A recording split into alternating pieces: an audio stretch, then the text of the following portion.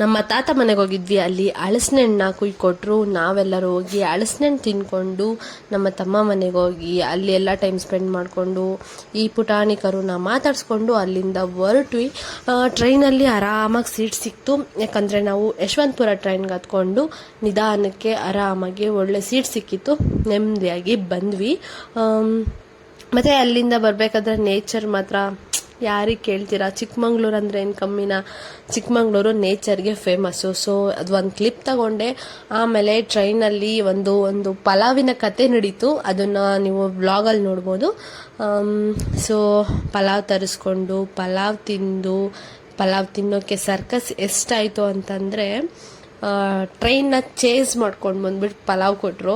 So ಅದು ವ್ಲಾಗಲ್ಲಿ ಇವಾಗ ಅವ್ರೇನು ಮಾತಾಡ್ತಿದ್ದಾರೆ ಅನ್ನೋದು ಈ ವ್ಲಾಗಲ್ಲಿ ನೋಡ್ಬೋದು ನೀವು. ಆಮೇಲೆ ನಾವು ಬೇಲ್ಪುರಿ ತಗೊಂಡು ಎಲ್ಲರೂ ತಿಂದ್ವಿ. ಆಮೇಲೆ ಯಶವಂತಪುರಕ್ಕೆ ಬಂದು ಫ್ರೂಟ್ ಬೌಲ್ ತಗೊಂಡು 2 ಫ್ರೂಟ್ ಬೌಲ್ ತಗೊಂಡ್ಬಿಟ್ಟು ತಿಂದು ಮೆಟ್ರೋಗೆ ಹೊರಟ್ವಿ. ಹೋಗಿದ ತಕ್ಷಣ ಮನೇಲಿ ವಿಡಿಯೋ ಮಾಡೋಷ್ಟು ಇರಲಿಲ್ಲ. ಹೋಗಿದ ತಕ್ಷಣ ಟೀ ಕುಡಿದು ನಮ್ಮ ಚಿನ್ನು ಮಾತಾಡ್ಸ್ಕೊಂಡು ಮಲ್ಕೊಂಡೆ. ಬಾಯ್ ಬಾಯ್.